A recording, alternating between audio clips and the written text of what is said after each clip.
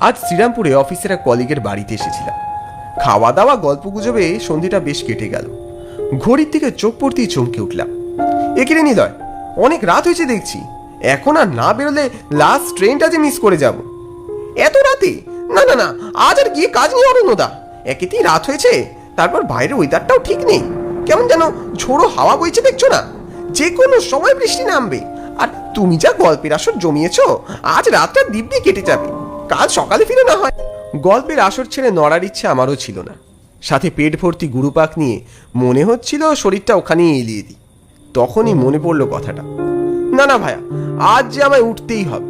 কাল সকালে ডাক্তারের কাছে একটা অ্যাপয়েন্টমেন্ট আছে, যেতেই হবে।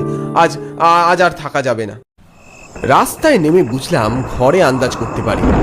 ঝড়ের দাপট আরো বেড়েছে, সাথে ঝিরঝিরে বৃষ্টি। এলোপাথারি হাওয়ায় ছাতা সামলানো দায়। পথে ঘাটে একটা জনপ্রাণী নেই। এই ঝড় জলের রাতে কি আদৌ কোনো বাহনের দেখা পাওয়া যাবে কে জানে। ভেবেছিলাম শহুরে এলাকা, কোনো না কোনো যানবাহন ঠিক পেয়েই যাব, কিন্তু কোথায় কি? পথের ধারে কতগুলো নিস্তেজ ল্যাম্পোস্ট ছাড়া কিছুই চোখে পড়ল না। অবশ্যই এই ঝড় জলের রাতে নেহাত দীপাকে না পড়লে কেই বা বাড়ি ছেড়ে বেরোবে। আশপাশে সেরকম কোনো দোকানপাটও চোখে পড়ল না। কিছু দূর যাবার পর পিছন থেকে একটা হর্নের শব্দে চমকে উঠলাম। আরে ওই তো একটা টোটোর লাইট দেখা যাচ্ছে। ওটা এদিকে আসছে বলে মনে হয়। কিছুক্ষণ পর টোটোটা ধীরে ধীরে আমার সামনে দিয়ে বেরিয়ে যাচ্ছিল। আমি জোরে হাঁক দিয়ে লোকটাকে ডাকলাম, ও ভাই, ও ভাই, শোনো শোনো। লোকটা টোটোটাকে জোরে একটা ব্রেক কষে থামালো। তারপর ঘাড় ঘুরিয়ে অতি কষ্টে বলল, কি হয়েছে, ডাকছেন কেন? স্টেশন যাবার আছে, যাবে? স্টেশন? না, এত রাতে আমি যাব না, বাড়ি ফিরছি। তাছাড়া এখন অত দূর যাওয়া অনেক ঝক্কি। আমি বলি আপনিও বরং এখানে আশপাশে কারো একটা বাড়িতে রাতখানা কাটিয়ে দিন। কি দরকার এত রাতে এই দু চোখে যাওয়া? না না না ভাই, অন্য কোনো উপায় থাকে তো বল। শুধু শুধু আমার সময় নষ্ট করো না। এত রাতে আমি কি সাধে বেরিয়েছি? এ তো ভারী মুশকিলে ফেলবেন দেখছি। ঠিক আছে, উঠে বসুন। জানি না আজ কপালে কি লেখা আছে।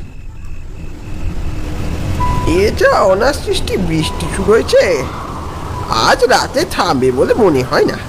বলার সাথে সাথে এক রাস দমকা হওয়া বয়ে গেল একদম টোটোর ধার ঘেঁষে।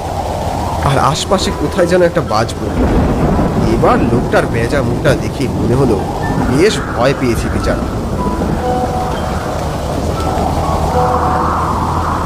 আচ্ছা ভাই, আর একটু তাড়াতাড়ি যাওয়া যায় না? আমার স্টেশনে একটু তাড়াতাড়ি পৌঁছানো ছিল, ট্রেনটা মিস করে যাব। না না দাদা, এর থেকে বেশি জোরে যাওয়া যাবে না। এমনি জল টেঙে টোটো ছুটছে, তার ওপর কি হাওয়ার দাপট দেখছেন না? যে কোনো সময় টোটো উল্টে যেতে পারে।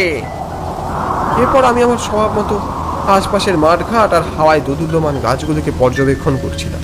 কি বা করার আছে? মিনিট পাঁচে গেলে টোটো হঠাৎ থেমে গেল। এই যা, কি হলো? মনে হচ্ছে এই ঝড় জলে টোটোর ব্যাটারি বসে গেছে। বলো কি, ব্যাটারি বসে গেছে? সর্বনাশ, এখন কি করব? স্টেশন তো এখন অনেকটাই দূর। বেশ কিছুক্ষণ থমকে গেলাম, তারপর বললাম, স্টেশনের রাস্তাটা কোন দিকে ভাই? ওই যে সোজা নাক বরাবর চলে যান, ডান দিক বাম দিকে তাকাবেন না।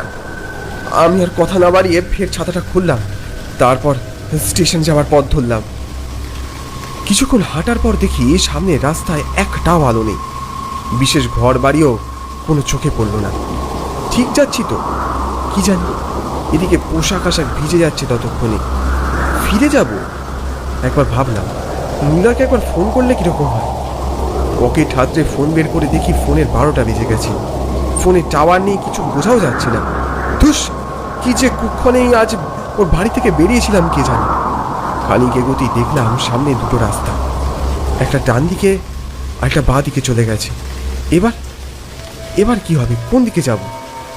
এদিক ওদিক তাকাতে মনে হলো ডান দিকের রাস্তাটা একটু বেশি অন্ধকার, কিন্তু বাঁ দিকের রাস্তায় বেশ আলোর আভাস দেখা গেল। ডান দিক ধরে এগোলে যদি অন্য কোথাও ফেসে যাই, তার চেয়ে বরং বাঁ দিকেই এগোই। হয়তো খানিক এগোলেই স্টেশন, আর সেই স্টেশনের আলোই ওই পথে এসে পড়েছে। রাস্তা ধরে এগোতে কিছুটা স্বস্তির আভাস পেলাম। একটা হাট্টা কাট্টা লোক, পরনে ধপধপে সাদা শার্ট, কালো প্যান্ট পরা, এক হাতে সুবিশাল অ্যাটাচ, আমার ঠিক 3-4 হাত দূর দিয়ে এগিয়ে যাচ্ছে। এই যে দাদা, শুনছেন? ও দাদা, আপনাকে বলছি, শুনছেন? আজব, এত ডাকলাম তাও সাড়া দিল না কেন। বুঝলাম বৃষ্টিতে ভিজে যাওয়ার ভয়ে এই লোকটা হয়তো জোরে পা চালানো শুরু করেছে।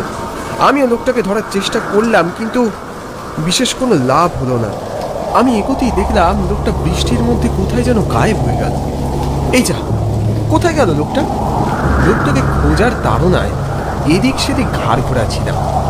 ঠিক তখনই অলক্ষ্যে চোখে পড়ে গেল, আরে সামনে ওই ঝাঁ চকচকে বাড়িটা কিসের?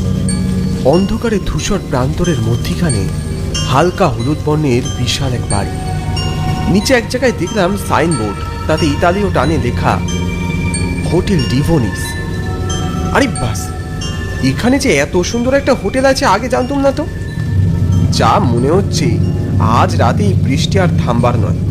ট্রেন পাওয়ার আশাও ছেড়ে দিয়েছি। আর জামা কাপড়ের যা অবস্থা, এইরকম অবস্থায় যদি আর কিছুক্ষণ থাকতে হয় তবে জ্বর অবধারিত। তার থেকে বরং এই হোটেলেই যদি বাকি রাতটা কাটিয়ে দিই মন্দ হয় না। হোটেলের দরজা ঠেলে ঢুকতেই বেশ অবাক হলাম। আর 5টা সাধারণ হোটেলের তুলনায় এইখানে পরিবেশটা একেবারে অন্যরকম।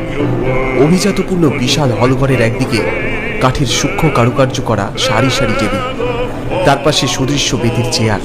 সেই চেয়ারে বসা মানুষগুলির পোশাক সাহেব সুলভ, কেতা দুরস্ত।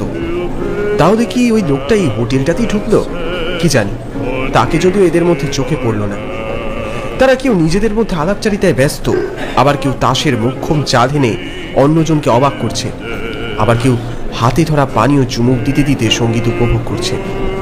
হলঘরের অন্য প্রান্তে নেশা ধরানো সুরে নৃত্য পরিবেশনা করছে এক লাস্যময়ী তরুণী। তবে এদের কারোর মুখ দেখা যাচ্ছে না। এদের প্রত্যেকেরই চোখ ঢাকা মুখোশে। গ্লাসের টুংটাং, কাঁচের প্লেট, কাঁটা চামচের শব্দ, নেশাতুর সঙ্গীত, কেমন যেন ঝিম ধরা পরিবেশ চারদিকে। ভিজে পোশাকে আমার শীত করতে লাগলো। ঘরের এক কোণে একটা ফাঁকা টেবিল থেকে বসে পড়লাম। মনে মনে ভাবলাম, এখন চা বা কফি হলে মন্দ হয় না। ওয়েটারকে ডাক দিলাম, ওয়েটার,